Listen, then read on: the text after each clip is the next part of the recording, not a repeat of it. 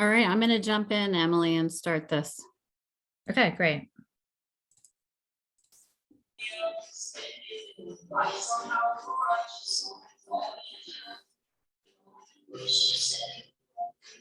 We can hear somebody's music.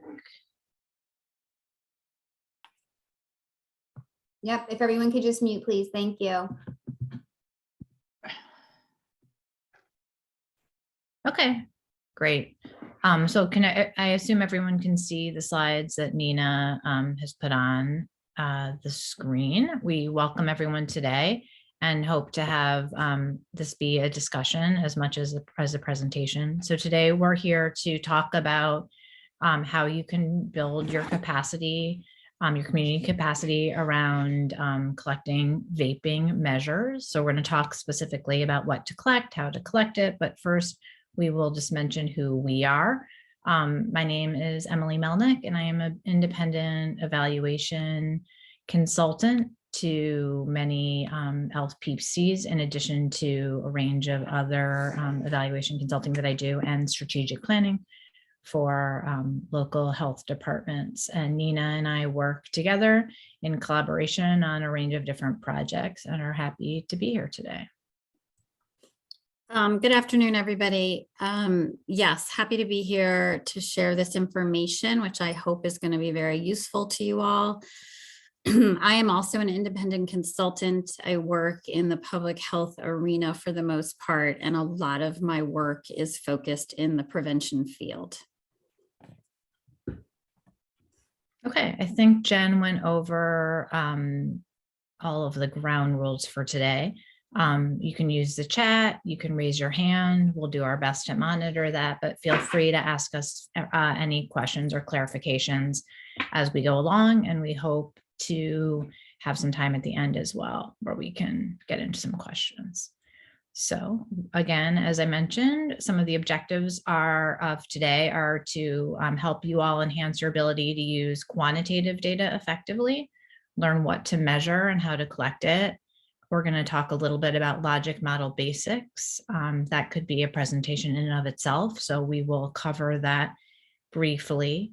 We will look at understanding what the benefits would be to all of you collecting a standardized set of vaping measures, and we'll be sharing that standardized set with you as well. We hope to spend a good amount of time looking at what those vaping measures are and how they will help both your local community and Connecticut overall understand what's happening around youth vaping. We are first going to hit on a few kind of key background information that we want to kind of just level, where we all are, where we're all coming from. We know that these sessions are open to anyone, and know that there's a number of you who are coming from your membership in a local prevention council or community coalition. So we're going to talk real briefly about the SPF as well as quantitative and qualitative data. So Nina, I think you're going to cover the next slide. Yes. So many of you are probably familiar with this strategic prevention framework. For those of you who are not, or maybe it's not relevant in your work, we just want to introduce this model. This is a public health model that's used very often in the prevention field. For anyone who's funded through a federal grant through SAMHSA or CDC, you're often required to use this model in your work. As you can see, it's a cyclical model that's constantly evolving all the way from assessment to evaluation, with sustainability and cultural competency sort of as the foundation. This model is very data-driven, and it highlights the importance of using data effectively. For example, in that assessment field, you're going to use data to determine what the needs might be in your community or with a particular population that you're focused on. You're going to use that to look for gaps, highlight resources, and really guide the steps following this assessment. For implementation, for example, you will employ strategies and activities that are going to impact the measures or the data that you've collected. So if you, for example, find a very low perception of harm around vaping nicotine, you're going to look for strategies that would address that. And finally, evaluation, where you are monitoring, you are assessing, you are improving, you are replacing, you are repeating. The data really informs all of those aspects of evaluation. So just some baseline understanding and knowledge we wanted to have for that. Okay, so where do you start? So you will have already, or you'll need to conduct a needs assessment, which will enable you to identify your community's issues, problems, and local conditions. We're not going to be covering kind of everything that needs to go into a needs assessment, but many of the strategies we're going to be talking about today relate back to that. You may have to address, or most likely if you're an LPC, you need to address funder required goals and outcomes. So LPCs this year are required to reduce youth vaping rates. Many DAFC grants, the ones that we're talking about in our day-to-day work, require you to reduce youth substance use. You can often, most years you can choose which substances you're focusing on, and your needs assessment will help you to determine what makes the most sense based on current and prior use. You'll need to develop a data collection plan, which will incorporate both qualitative and quantitative data methods. We're not going to be focusing today on qualitative methods. We have a session that we did late last year that's available on the TTask YouTube channel and website. And at the end of our slides, there will be, or actually there's a link to it on this slide. And so we want to just let folks know about that. But we strongly believe in the value of a mixed method approach. It enables you to corroborate, validate your local survey findings. It's a fantastic example to hear from stakeholders in their own words and voices about what's happening right now, as well as what may have been happening in the community, in the recent past. It also might enable you to reach out to folks that you aren't going to be surveying, like your retailers, or perhaps you're not doing a parent survey, you could hold a parent group. It provides additional context and nuance detail that you're not going to necessarily be able to get in your quantitative survey. And again, it helps you to answer the how and why, to unearth your community's conditions, to find out specifics. Why are youth vaping in particular areas in the community? What can we do to, bring in other support so that there are other alternatives? Why, for example, is vaping THC more trendy right now than vaping nicotine? It enables us to test assumptions. And again, it's why we haven't talked about equity, but we want all of you to be thinking about ways in which you can be doing this work and reaching out to wide members within your community. So for example, you could be doing a focus group with LGBTQ youth or their parents, or reaching out to community members who live in a particular area of your town. We're going to be focusing today on quantitative vaping data that are collected at regular intervals, enable us to measure change over time and our progress towards goals and objectives. So we are going to be talking a lot about vaping today, but there are evidence-based prevention strategies rely on using 4 core measures. And 4 core measures, for those of you who are not familiar with them, are 30-day use. So how much have you used the substance in the past 30 days? What's your perception as a youth of the risk or harm of using that substance? How much do your peers and your parents disapprove of your use? So communities are required to collect this data and they need to collect this data at 2 or more points in time to enable them to understand, how rates are, how things are happening, how movement towards their goals and objectives is happening in their community. So while communities are required to collect these 4 core measures, there's additional important prevention measures that, for example, access, how easy or hard is it, how easy or hard is the perception to access those substances?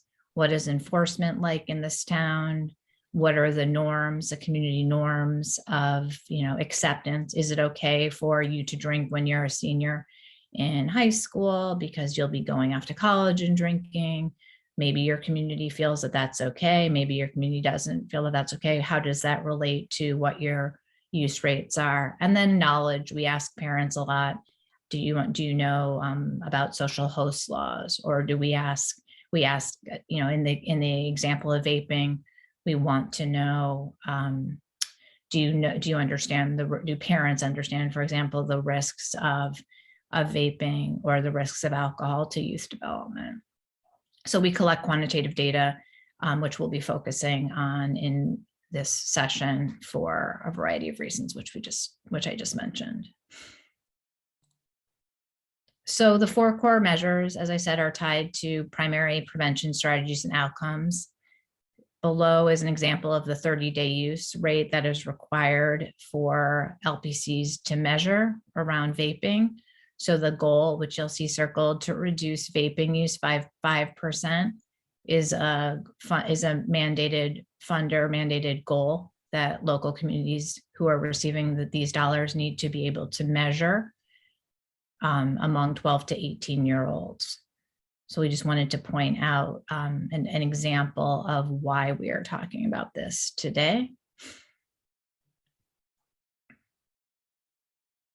So in terms of quantitative data, we know that different folks on the call have different experience. I'm sorry, did someone have a question? Okay, so we're going to be talking about, just to give everyone a brief review of how we measure change over time, how we set our baseline, look at benchmarks, look at change over time.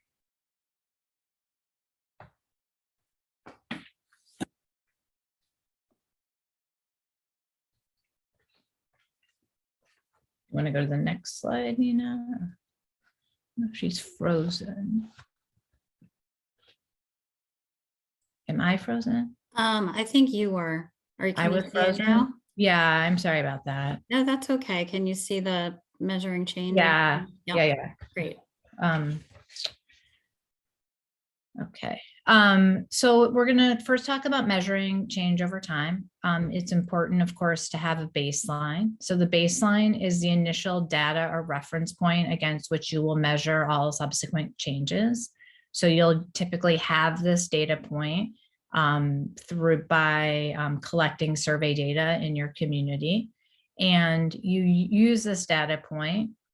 So if you know, for example, that 10% of kids in 2020 used vapes in the last 30 days, you'll use this baseline measure first to understand if that's a problem, if you need to, well, obviously in the case of the LPC where you have to, but let's say you're looking at different substance uses, you'll look at the different rates and you'll use that number to help you decide if it's necessary for you to address that. And then once you determine that you do want to address that, you can use that measure as the baseline to understand if your efforts are working at changing that rate over time. So in order to do that, so a benchmark is the standard that you're going to use to measure your success. It's the outcome you're trying to achieve. So frequently we hear that folks are trying to achieve a 5% decrease. We don't typically want, if communities can, to just choose 5% or choose 10%. We'd like you to look at, if you have it, your data, your past data, to try to understand what is a reasonable expectation over time. So in terms of setting an appropriate benchmark, we have an example here where you would see that in 2015 or 2017 to 2015, there was an increase of 47%, which is not the direction that we would be wanting to go in. And then in the subsequent years, in 2019 and 2021, you have a decrease. So you would use this information to kind of understand what the trends have been, to set what would be a reasonable or appropriate goal for your 2023, based on historically what you can expect, looking at, of course, what you might have implemented or not, and looking environmentally. For example, is vaping, are flavored vapes allowed in your community? Are there laws? Are there, tobacco 21 laws? What's happening? You use your data, you look at historical trends, and you do an assessment to understand, where you should end up in subsequent years. I know this is somewhat challenging for people at times, so I just want to pause and see if there are any questions about this particular slide or anything. But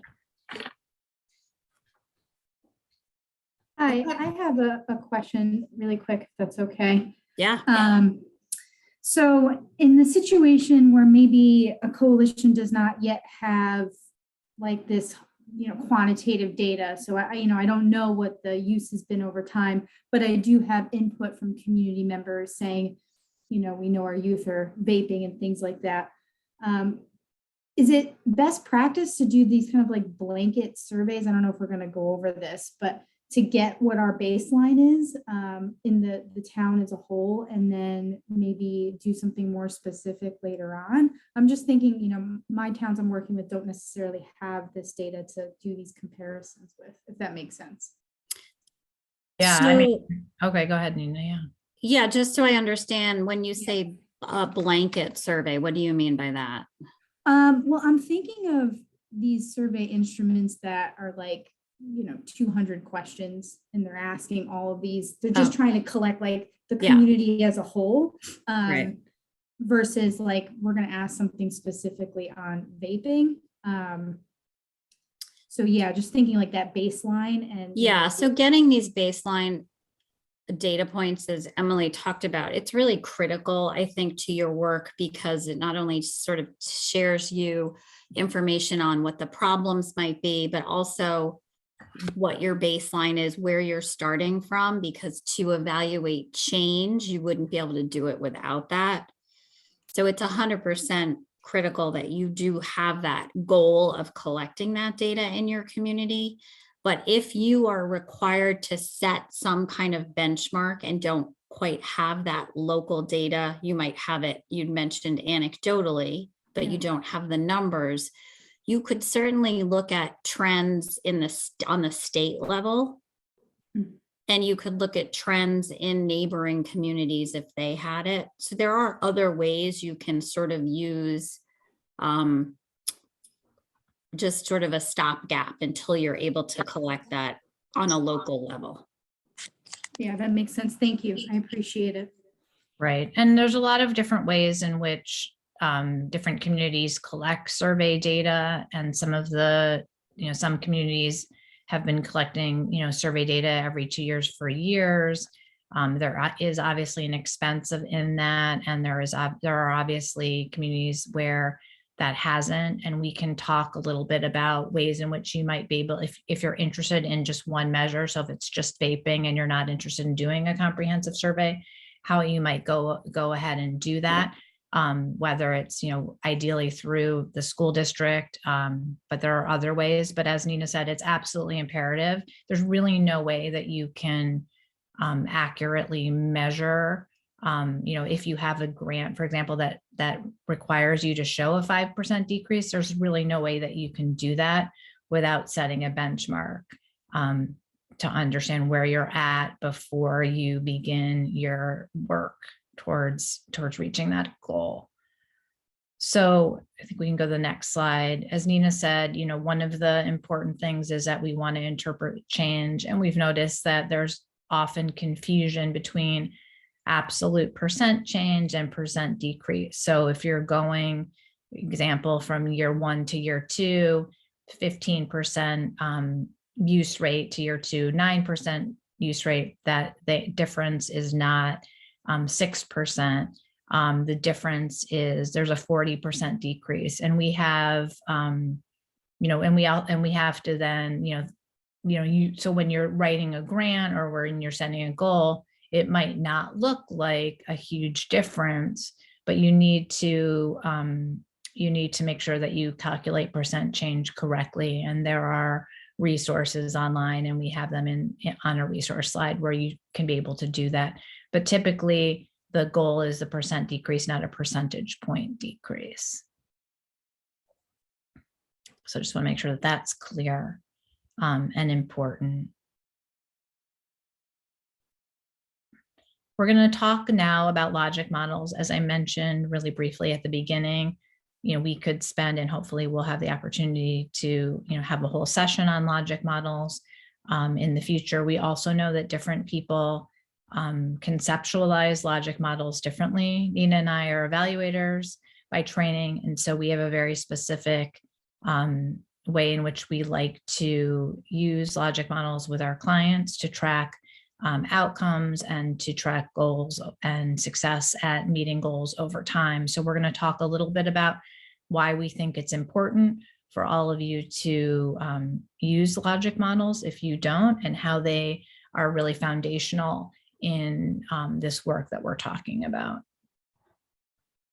So a logic model, for those of you who are not as familiar with them, it's a schema, it's a chart that helps to illustrate the connection between your activities and your goals. They're really a systematic visual tool, both for program planning as well as to evaluate your success towards meeting your outcomes. Fundamentally, and we got into this a little bit just now with the data, they rely on reliable data. So if you're not collecting reliable data and you don't know what's happening in your community data-wise, having a logic model really isn't going to help you. You really need to figure out ways in which you can collect reliable quantitative data as well as qualitative data to help you understand your progress towards meeting your goals. You can use a logic model to focus on a specific aspect of your program, such as a specific evaluation question, or you can create a logic model that encompasses all of your program. And you can look at both short-term and long-term objectives over time. Again, the benefits, which we think are many, is it helps you to organize your understanding of how your activities, your strategies are impacting your program, and can also provide evidence to demonstrate a return on investment. For example, we implemented this vaping postcard campaign. We know that it costs time and money to do it, but we can show you through use of a pre and post survey that the community's understanding of the effects of vaping increased increased after we did this postcard vaping campaign. You can use your logic model to help you identify assumptions. We think we're going to use this postcard campaign because we think it will help with some of the knowledge gaps that exist in this community.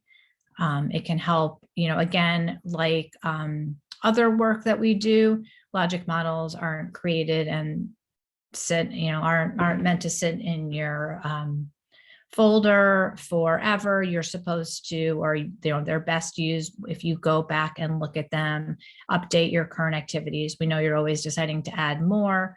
You may be changing your focus. You would go back to your logic model. It's an iterative process where you're reflecting on new evidence and lessons learned, as well as any changes in your program model, and reflecting that on the logic model itself.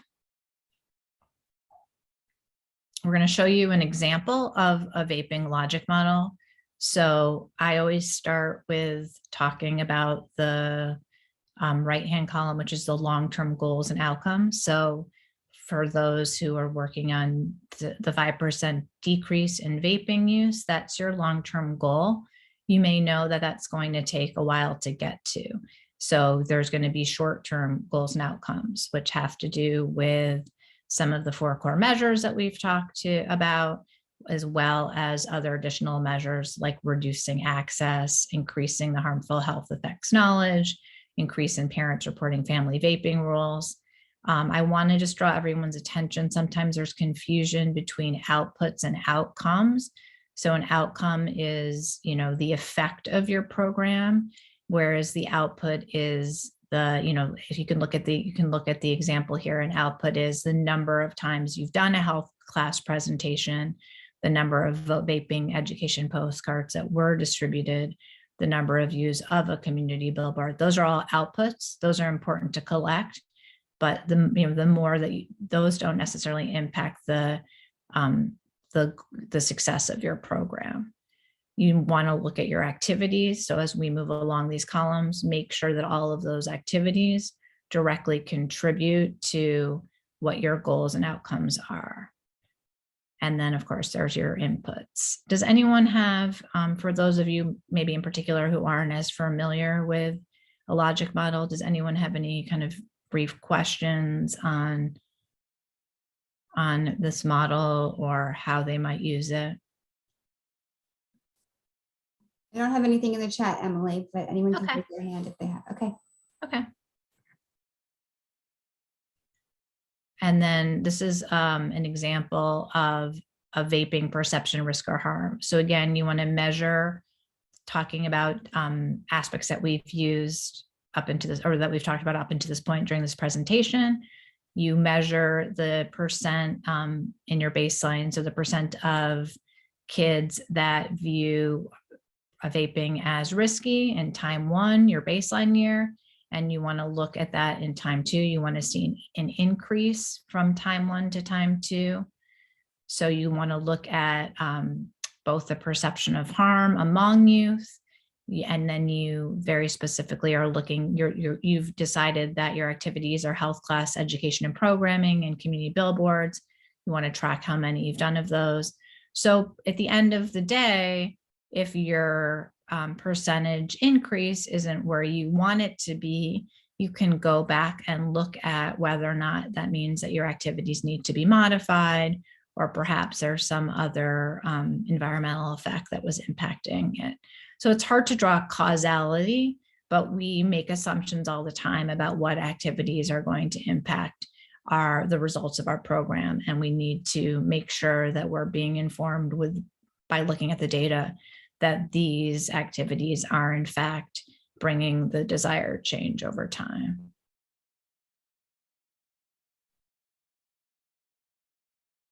So now we're going to transition to Nina talking about looking at ways in which we can ask about vaping data. Just a little introduction. Many of the standardized surveys that we use don't go into these questions, and these are questions that Nina and I have used with a variety of different communities that we think that we and our coalition members think have been very helpful in understanding what data should be collected. We also engaged with other researchers around Connecticut to get their insight into these questions. Right. So we're going to talk a little bit about what we need to measure, how we're going to collect it, and how we're going to use it in our work. But the first topic I just want to touch on is, why do we need a standardized set of measures? And I think if you look at this first bullet, this really references any type of measure, whether it's standardized or not. The data is going to provide you information you can use in your assessment, planning, implementation, evaluation phases of work, which we sort of talked about earlier on with that strategic prevention framework model. But when you look at these second two bullets, we're really talking about the importance of standardizing the measures. If you have these standardized measures, you're going to be able to compare your data to other communities. You're going to have the same measurements, the same metrics. So you're going to be able to have that comparison ability, which we often do not have right now. You're going to know how your community is doing in comparison to how things are going in your community, to your neighbor, and also on a state and national level. You're going to have a better understanding of the issues or the problems outside of the borders of the area that you're working in. And it's also going to provide the state with an opportunity to be able to look at an issue with more comprehensive lens. It's going to be able to have data that it can compare or aggregate, and we don't currently have that ability. And so we have a lot of piecemeal data points that, we haven't been able to aggregate. So it's going to be a great opportunity to start with that in our state. Okay, so vaping is a little bit more complex than other substances that we work with.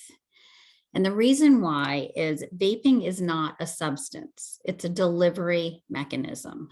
So when we survey people and just ask them about vaping, we don't know what substance they're referring to. So we need to start being specific and intentional in the way we ask these questions.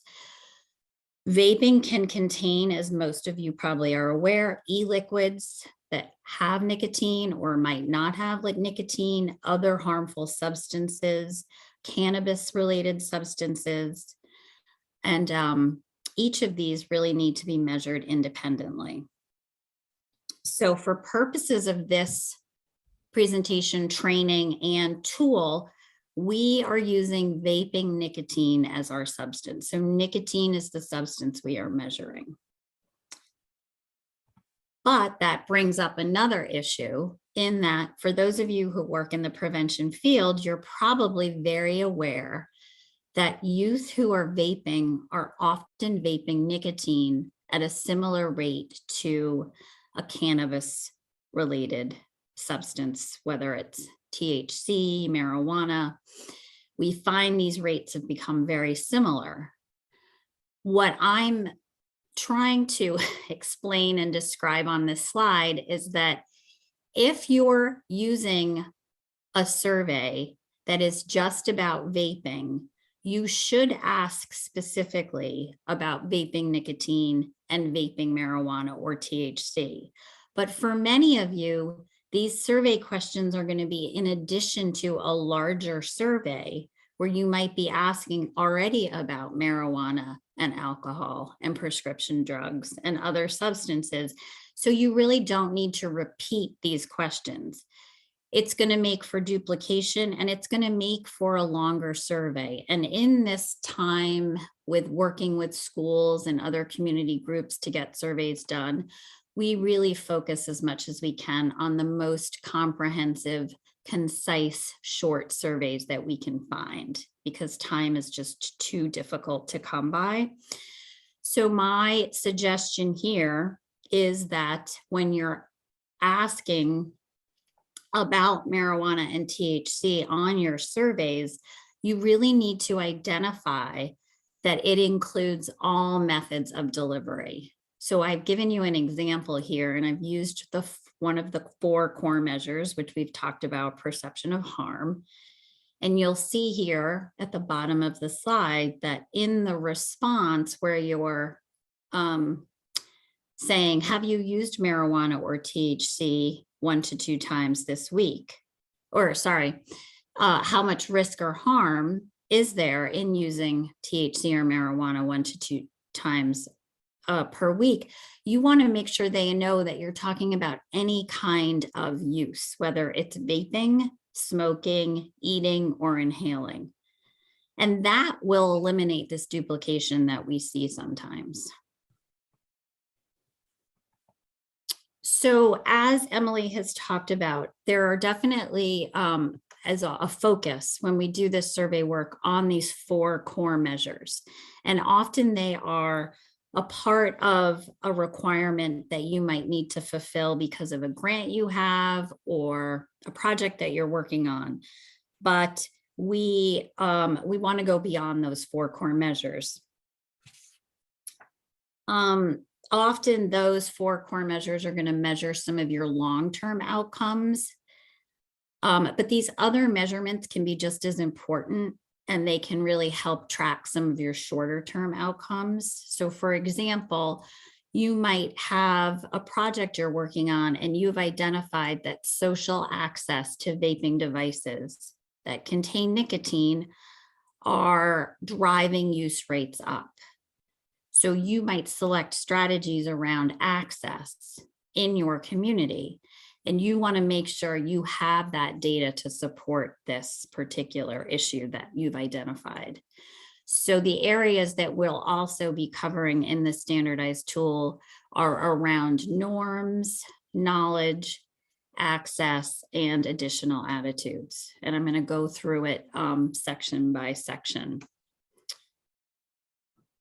So what I'm going to do here is open up a document, and we're going to send this out with the slides, but this is the tool that we have put together with the language and the specific wording we would like to use moving forward when we survey on vaping.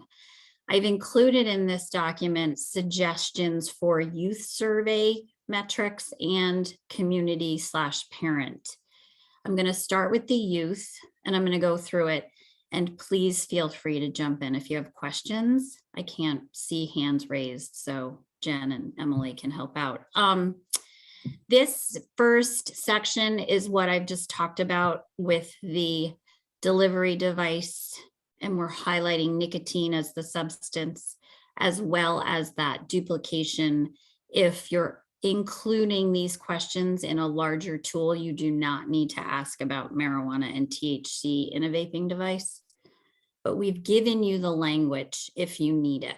And I've put an asterisk next to it, so you can determine whether you would include it or not. The first section here are the 4 core measures. This is a very specific language we need to use, and we need to use the responses that are given exactly as you see them here. How you calculate these measures has also been included because it's a very specific way they want your responses.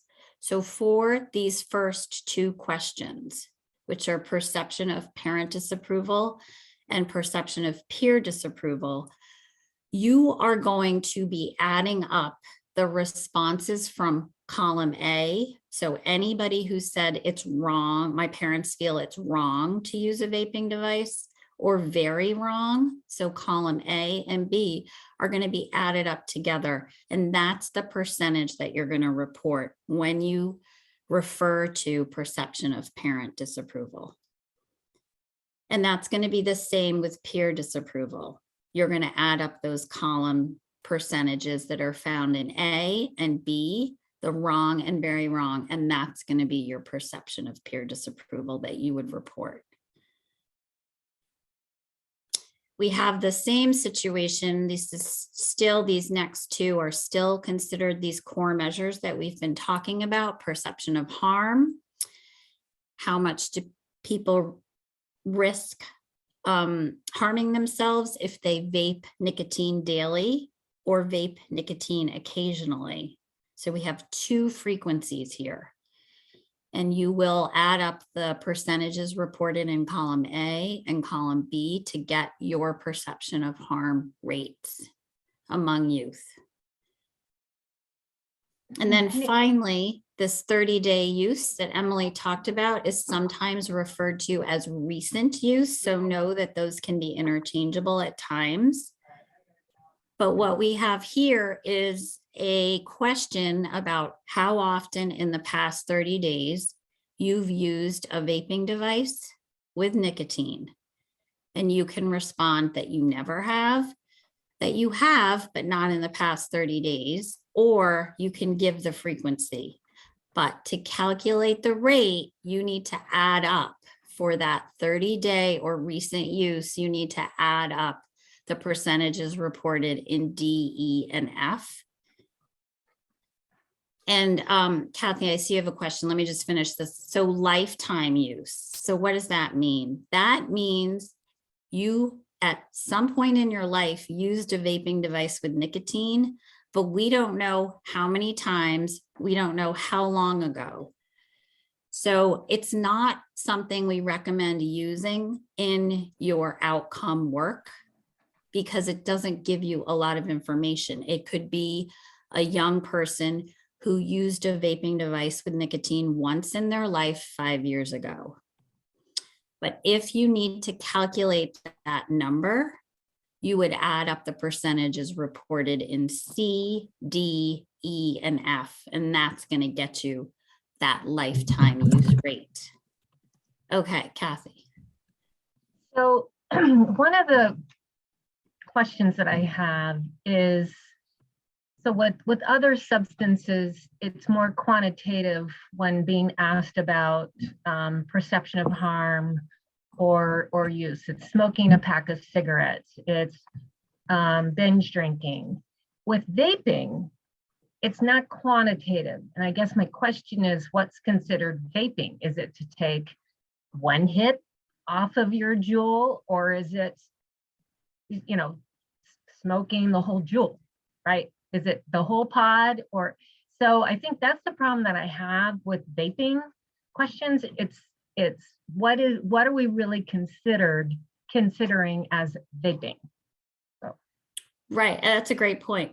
And there isn't a consistency in the field. So when we put this survey out to, I'm going to call them experts in the field that we work with to get their input, we highlighted the need to define the frequency. And we as a group decided that we were going to say vaping nicotine daily, but we don't define the amount. To your point, we're not saying 1 pod, 2 pods, 3 pods, and then occasionally. So for now, this is what we came up with and we agreed upon. Now that we could end up changing that, but for right now, that's where we landed on this. And this we feel still provides us with the information we need to understand general perception of harm rates. Right. So to your point, Kathy, it's really even 1 puff. So if you do 1 puff daily or 1 puff occasionally or more, that's what we're getting at. But again, that also I want to just throw out, that's where, you might do a focus group with kids to ask them, when you're using, is it typically that you're doing a puff? Is it that you're finishing the jewel pod? What is it? So we can get a better sense of what that use looks like in quantitatively. Just a quick follow-up. So a concern that, one kid may not consider him or herself vaping because, occasionally I take a hit but it's not something I do daily, and I'm certainly not smoking a whole pot. So it's a little bit left up to the interpretation of the person filling out the survey. But I get how it's complicated. It's not easy to figure that out. So Right, and every survey question is up to the person filling out the survey. I mean, their interpretation is going to come into play with a lot of these questions, especially when you get to attitudes. And so again, what the best practice you have in your pocket is to follow up with qualitative research, because no survey is going to be exact enough for that. Sorry, we can't give you about, I know it's frustrating, but it's the work we do.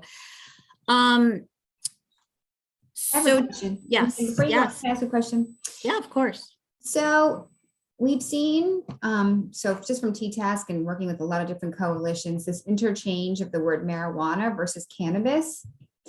And when we ask questions on surveys, are you noticing any trends in that regard? Because we're seeing a trend to move away from the term marijuana and more towards cannabis, but How important do you think it would be in framing of these questions, especially if we're looking to regional collection or state collection, for those terms to be standardized itself on a statewide basis, in terms of Yes. what is Connecticut going to use?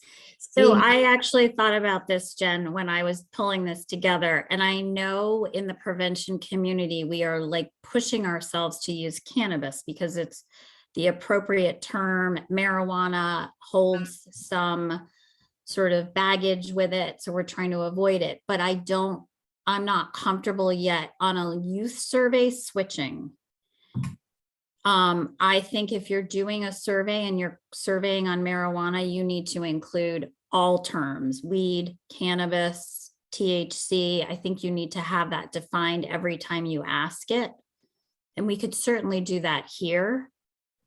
But I think that needs to come down from, I think we need to make a concerted effort on a state level to start using the same terminology, because we're not. Right. But yeah, I totally agree. I mean, I think you're right, and we need to shift towards that. Thank But you. I don't think, I don't think the youth are at a place yet where we could just refer to cannabis and not include marijuana and, weed and THC. Right. And there's also different slang terms that are used for the vaping mechanisms.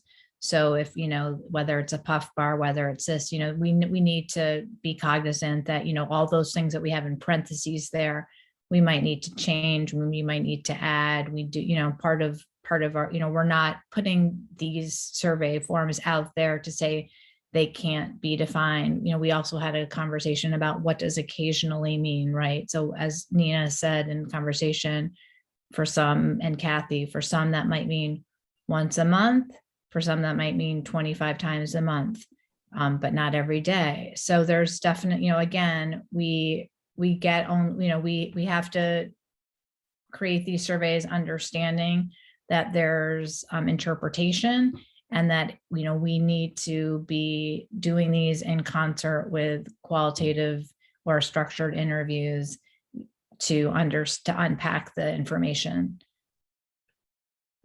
Yeah. Jen, good point though. Both Kathy and Jen raised great issues. All right, I'm just going to move forward. So here we've sort of moved away. We've gone over the 4 core measures, and now I'm going to go over some additional measures we recommend including in these surveys and getting these metrics. The first one, of course, though, I have to say, we've decided to identify this as optional. And the reason why is age of first use. So if you're trying to understand when a young person started using a substance, in this case, nicotine, it's very difficult to analyze this particular survey data question, because the answers really shift depending on the age the person is at the time they take the survey. And I've found, and I've kind of confirmed this with some of my colleagues, that unless you have someone working with you, an evaluator or someone who's fairly comfortable with data analysis, you probably want to avoid this question, because it can be very complex to analyze, because the age of the survey respondent needs to come into play. So we've decided to kind of identify this as optional. If you're in a community and you've been asking this question, we recommend that you continue. It could provide you with some great information. But if this isn't something you've been surveying on, we don't necessarily recommend or think this should be a required question. The next grouping of questions are around attitudes and family norms. And you'll see here the scale or the response that we suggest using is a Likert scale that goes from strongly disagree to strongly agree. And here you'll notice with the remaining questions, I don't have scoring included, because there is no standard here.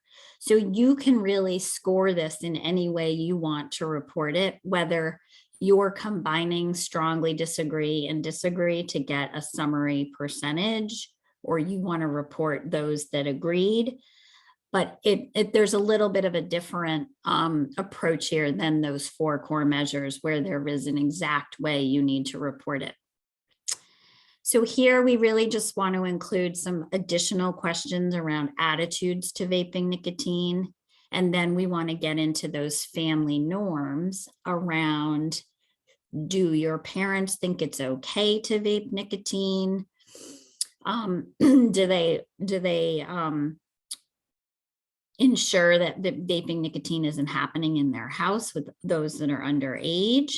And finally, are there rules discouraging youth from vaping? And these questions are really great because you can often pair these or compare these to what parents or family members are reporting on a parent type of survey. So they provide that a really nice sort of comparison point when you're surveying both populations of youth and parents. There's a knowledge section. And again, we have two different groups here. The first one is a little bit more general. Again, that Likert scale of strongly disagree to strongly agree is what we suggest. And we've included 3 questions there around contents of vaping devices and health effects. We have an additional section here, and we've identified this as well as optional, only because if you are limited to length of the survey or the timing or how much time you have, we would say this should be optional. But this can be really great for communities where you want to find out more details about what youth do and do not know around vaping nicotine. So it's a little bit more detailed and specific. And it can be a great tool to get information about planning, whether you need to include some curriculum or some getting some information home or directly to youth. And the final section is around access, which we've talked about a couple of times, but access can be really useful in informing what your strategies might be around this, whether this is something that's happening socially or through retail or online internet. But the first question is really more of a general access question with a Likert scale, very hard to very easy. How hard or easy would it be? You can report this again. You could combine very hard and sort of hard and say, 50% of the youth who took the survey felt that it was hard to get access to a vaping device with nicotine. And then finally, we have 2 sections that sort of tie into that, and it's more specific related to where youth report they're actually getting a vaping device with nicotine and where they're using those devices. So this brings up something around setting up skip logic. If you are surveying using a paper survey and you do this type of question, you're going to have to include a direction in here so that those people who aren't vaping nicotine don't have to answer this set of questions. So I've given you sort of a language here at the top. You'll see here, you would want to say, for those of you who checked no, you've never used a vaping device, you're going to skip these questions and move on to the next one. And if you've said yes, then we'd like you to answer these questions. So you need to make sure that's really clear in the way you set this up. It's a lot easier to do it online through something like Surveymonkey because they actually have technology built in where you can, they are actually skipped. So if they check a box that says no, they actually would not even see these next 2 set of questions. They would move on. And it is actually called skip logic in Surveymonkey. If anybody needs any help with that, or they find themselves setting it up and they're having some issues, you can absolutely reach out to myself or Emily and we can talk you through it. It's really not difficult to set up the survey with that skip logic. So I just want to pause. Yeah. We have a question, Nina, if you would. Mm-hmm. So we are being asked, is there a suggested age for youth who take this survey? And is the language in the questions adjusted for younger age group, middle versus high school? Also, is this appropriate for all reading comprehension levels? Wow, there's like a lot of questions. So let's take these one at a time. Yeah, What is yeah, the suggested age group for this survey? So this survey would be recommended for middle school and high school. Typically, we see 7 to 12, right? Like usually. Yes, but you could definitely do it with a 6th grade class if you wanted to. Okay, and do you suggest any language adjustments based on the level, middle school versus high school, so to speak? No. Okay. Also, is this appropriate for all reading comprehension levels? That it would have to go to all 6th to 12th graders, and if they had an issue, it would have to be addressed individually to whoever was supervising that survey being taken. Okay, and is it translatable to other languages? That's not something we've done, but I would absolutely recommend having it translated. You would have to do that. Yeah. I mean, we could talk about doing that for T-Task, but right now it's just in English. So Nicole, does that answer your questions? It does. Thank you. Sorry for all the questions. No, that's totally No, fine. that's all right. I just wanted to make sure if you had any follow-ups from any of those 4. So Nicole, just one comment about the translation. It's a great question and it's so important to touch on. So it really depends on the community where you are. Obviously, dialects change. So if you're able to have a survey translated through somebody who might work in your community, either through the school district or a community center or an organization, that's typically the best approach. Translating a survey using Google Translate is not recommended because you lose the nuances of those dialects. So I really don't recommend ever doing that. But certainly if we are able to get something like this translated, we could have, T-Task disseminate it to, members in the communities who work in prevention. But it's Great, thank you. Yeah, it's a great question. And it's an important equity point too. And there are communities that we've worked with, and we've had frustration because some of the standardized surveys like Search haven't typically even provided them in Spanish. So we definitely want you to be thinking about that and thinking about who might be left out if you don't translate them. And then, we have had some examples of students who are at lower English comprehension levels having, folks read them the question, but of course that introduces a lot of concern around bias and the comfort of a student when they lose anonymity in completing the response. Yeah. So we also, when Emily and I thought about this training, our focus was really on youth metrics. But we wanted to provide you with some guidance around community or parent measures, because that's often a great survey to collect if you have the capacity. So the next set of questions, there aren't too many, and I'm going to just go over this briefly, but I wanted to share with you my sort of experience in surveying parents, in that there are a couple of different approaches you can take. If you put together a survey that you are comfortable with anyone 21 and older completing, let's say, or even 18 and older, you can send it out community-wide through your contacts and networks. You can also set up a survey that would maybe just go to parents. So it would be done, through your contacts, maybe through the school districts or the PTA or whatever you have. There's also a way to send out a survey that can go to both populations, where there are certain parent-specific questions that you include in the survey, usually at the end, and you use that skip logic to get you there that I just talked about. So I've given kind of an example here on this document that you'll be getting, but you could ask a question: do you have a child currently in 6th to 12th grade? So for those who check yes, they're going to then be given an additional set of questions because you want that parent specific data. If you're doing it on paper, you can still do it. You just need to be more specific with your language and make sure people know where to go and what to answer and what not to answer.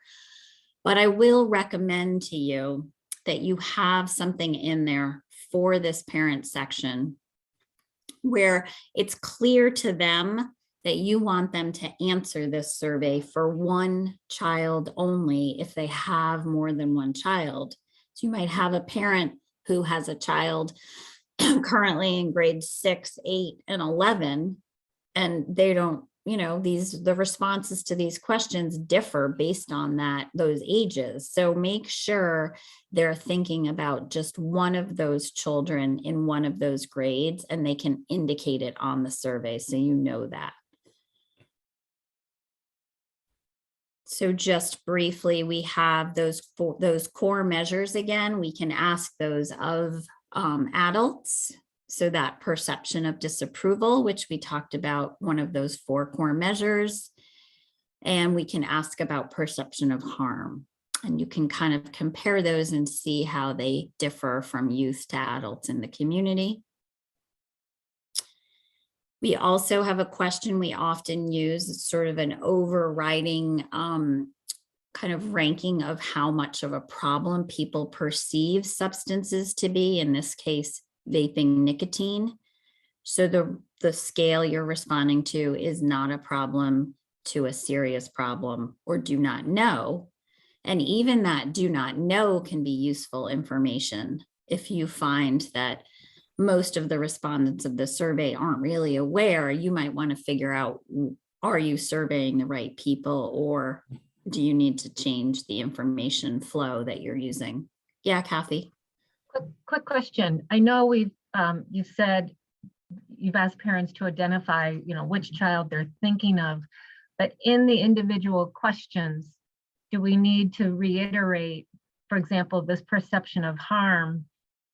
How much do you think your child risks? I mean, aren't we asking about the child, the parent's perception of harm for the child, or are we asking about perception of harm for anyone?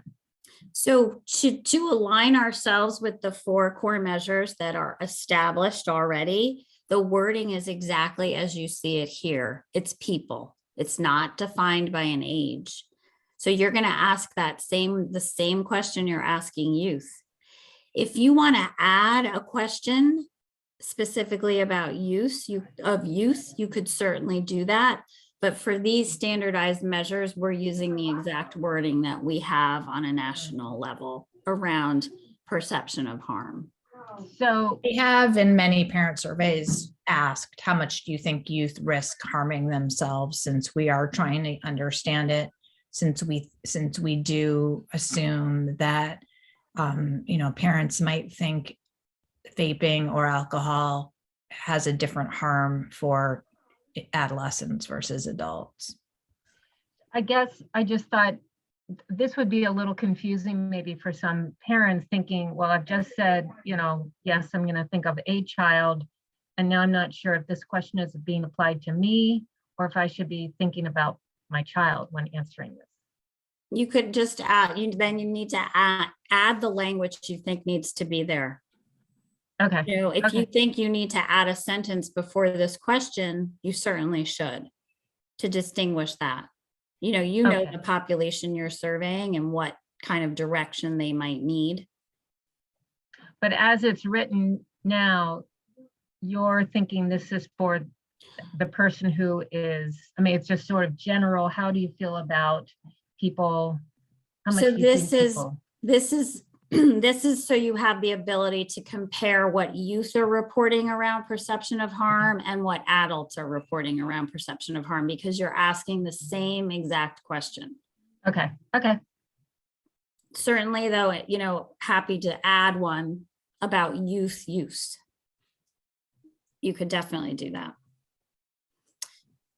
The other questions on this that we suggest in terms of standardized are, again, those access questions, which we've talked about, that knowledge set of questions, which we've already talked about. This question here, norms, really gets a sense of that community norm around vaping nicotine, which can be a really nice baseline measure to have when you start doing work around vaping in your community. And then this is the set of questions that would really only apply to parents if you were to survey parents. Looking at mimicking the questions we've asked the youth as well. So ensuring that there are rules in place so no one's vaping in their homes, and setting those clear rules from having their child vaping nicotine. And those again can be nice because you can see what the youth have reported and what the parents have reported.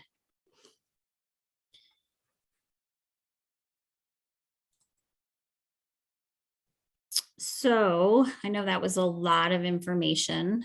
A couple more areas I want to go through. So this is just kind of an exercise to hopefully help you think about data and how you can kind of use this data in the work you're doing and some of the questions you can ask. So if you think about using perception of harm as an example, so here are some questions you can ask. What do you want to measure? You want to find out how harmful you think vaping nicotine is. And why is that important? Well, there's actually probably several reasons why it might be important.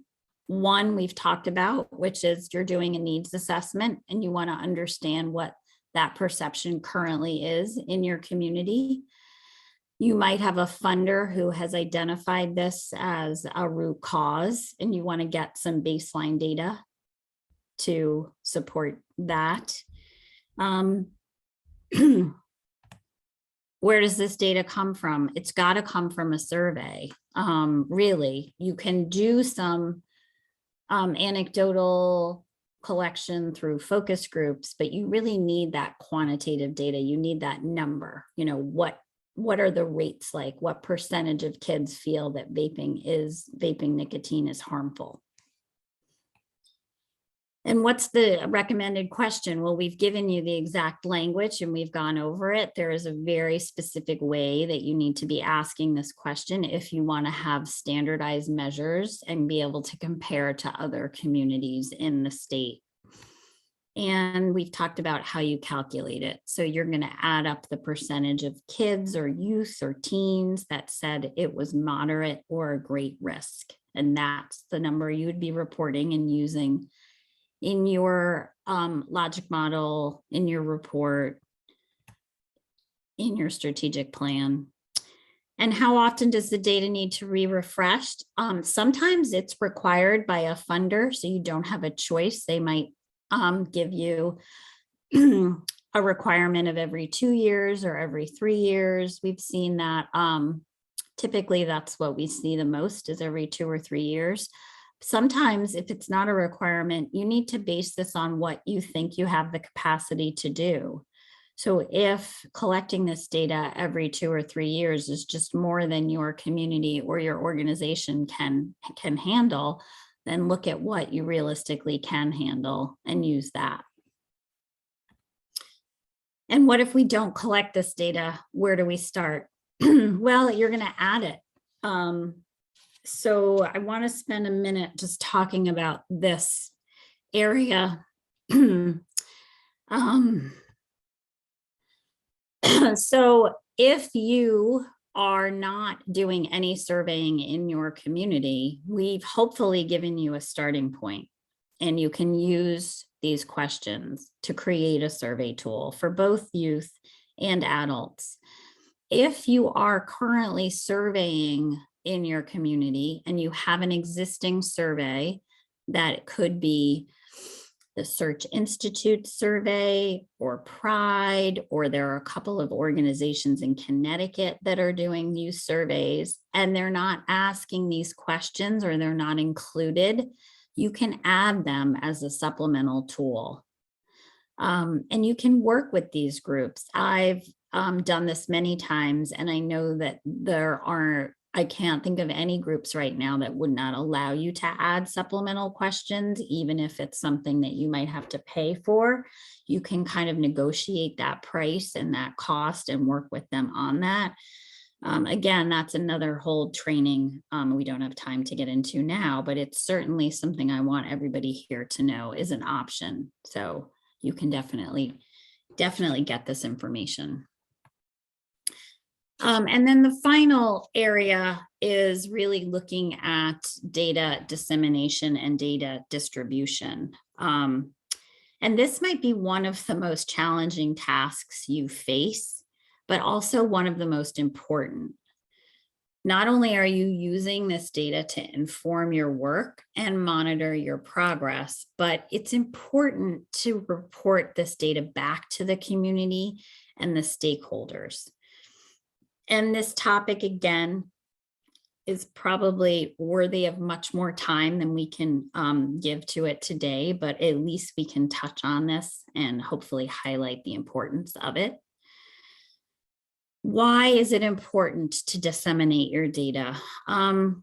There's really no point in collecting it if you're not going to report it back to those in the community or the stakeholders involved. So one example would be the relationship you build with the schools. If you're doing a youth survey through your local schools and they are helping you with the administration and the recruitment of the youth who are taking the survey, they're going to want to see the efforts of this and what you've been able to accomplish with this data and what you've been able to do and what it means and what it's telling you. If you're going to go turn around and ask them to help you again, you're going to want to make sure you've done all that before that request comes in. It's going to be really important that you build that relationship and you share that information, most importantly, back to those youth who actually took the survey. One recommendation I have in my experience with this work is pulling together a small group of stakeholders who can help you with this. You can call it a data team or a subcommittee or whatever you want, but people and individuals who can get together, whether it's 3 or 6 or 8, doesn't have to be a huge group, and can help you sit down and determine how this dissemination is going to look. If you can get youth in this group, or a parent or a school staff member, even better. And using a tool to guide your work can be really useful. Breaking this down into smaller pieces can help. So I've given you an example here of something I've used in the past that really covers and identifies sort of the who, what, how, when, and where. And it's going to make you, I think, more successful in your efforts if you're able to break it down this way. So looking at your audience, if we look at this table to the far left, who are you thinking about disseminating this data to? Is this the youth you're looking at? Or is it parents in the community? Is it school staff? Is it first responders? Who do you want this information to be communicated to? And that's going to guide you in what are the messages or what is the information they need to have, because it's not going to be the same for all of your audiences.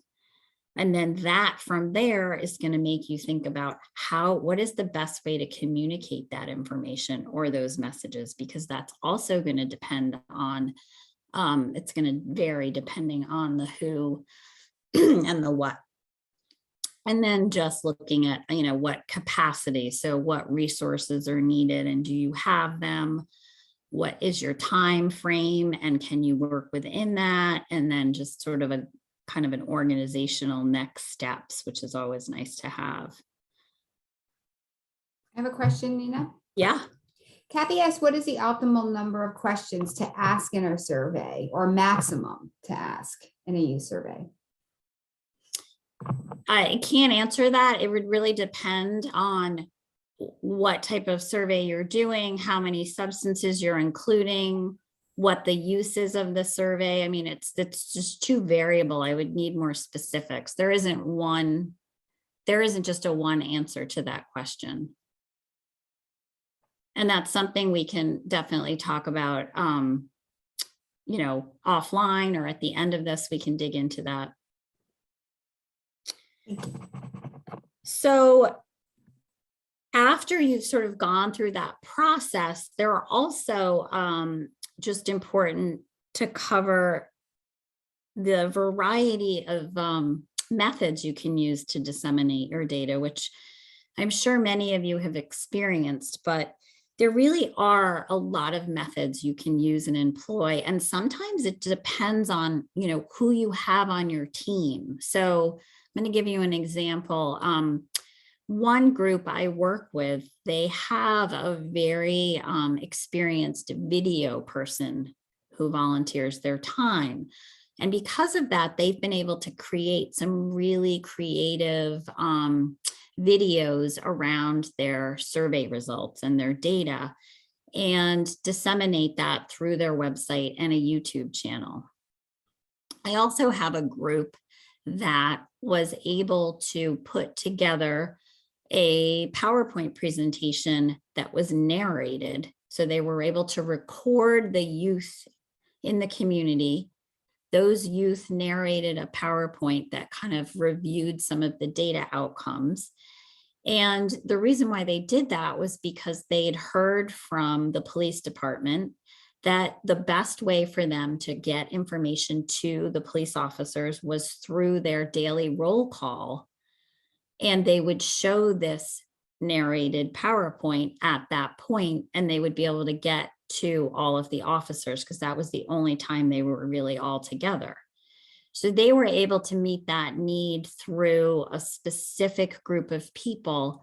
And that PowerPoint was really focused on sort of the enforcement and the laws and the norms that we wanted them to see.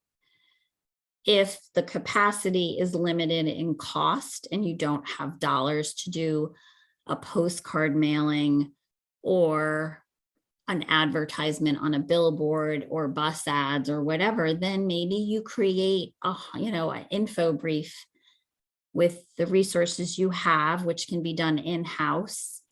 It doesn't cost any money. It's something that can be emailed, and there's no cost to that. It can be posted on your website. You know, you really can think about all those factors, but there really are a lot of options. And it's not something that needs to be done in a month. You can kind of plan this out. The data that you collect is still valuable and pertinent 1 year later. It doesn't change quickly enough that that information isn't going to be useful to you in 6 months or 8 months or, you know, 9 months after that survey's been done. So I think we're on questions. Actually, we're good with time. I'm going to stop sharing.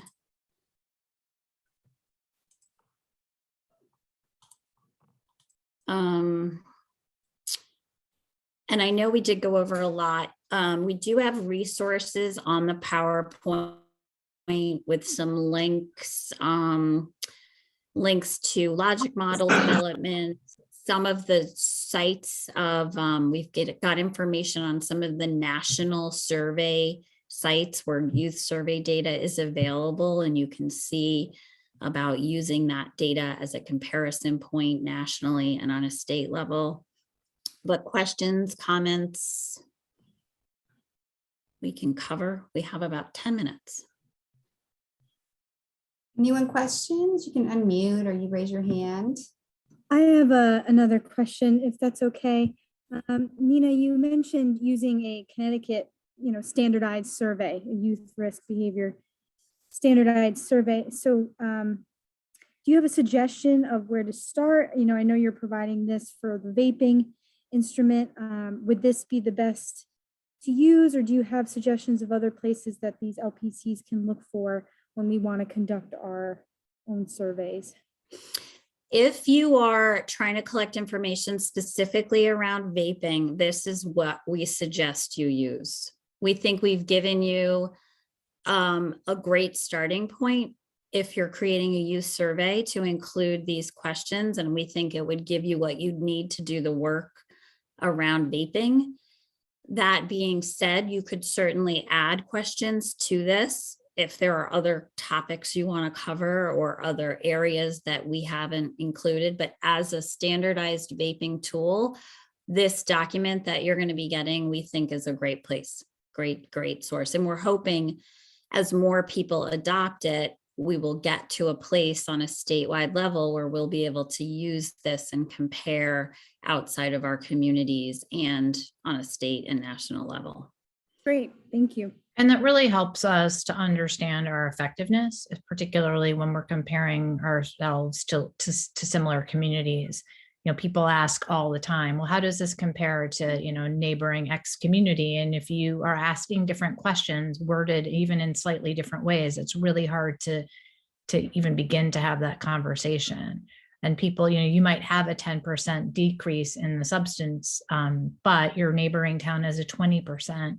And so, you know, it enables you to think about kind of your goals and in a more contextualized way than looking at potentially national survey. And I don't know, Nicole, if you were asking also just about youth survey resources in general. And just to reiterate what Nina said, when Jen distributes the slides, we have a list of several different surveys. We're not promoting one survey over another, but none of these surveys asks the level of detail around vaping that we've talked about today. And almost every survey that I've done in communities in the last several years, we've added, you know, some form or another of these surveys. You know, Nina and I worked together with our colleagues to try to have them be uniform, but they haven't been to date. And there's a wide consensus in Connecticut that having uniformity would be beneficial on, you know, both to the communities and, as we said at the beginning of this presentation, to Connecticut overall, so that they can get folks can get a better understanding of what's happening throughout the state. But again, you know, we are not meaning for these questions to be the only necessary questions for your community. You can add additional questions. Of course, I saw in the chat that Mark had a question about, you know, potentially what's the value of asking about student and parent awareness around school policies. You know, those are great questions to ask. Some schools might not, you know, the policy might differ. The policy, how much a school promotes what that policy is. Again, you know, sometimes some of these questions are best understood in focus groups. So given where we're at, and given again the length of time it might take to ask these surveys, this was our best attempt, you know, conferring with experts on the questions that we felt would be necessary and important for communities to ask around vaping. Thank you.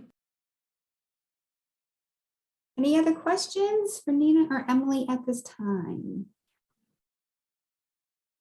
I don't see any, so please just thank you so much, Nina and Emily. I think this is really, really helpful. Certainly TTask is available to our coalition people as well on implementation or questions, but I know Emily and Nina would be happy to take questions offline. We will send out to you the slides of the presentation, also that standardized metric document that Nina went through. So you'll receive that.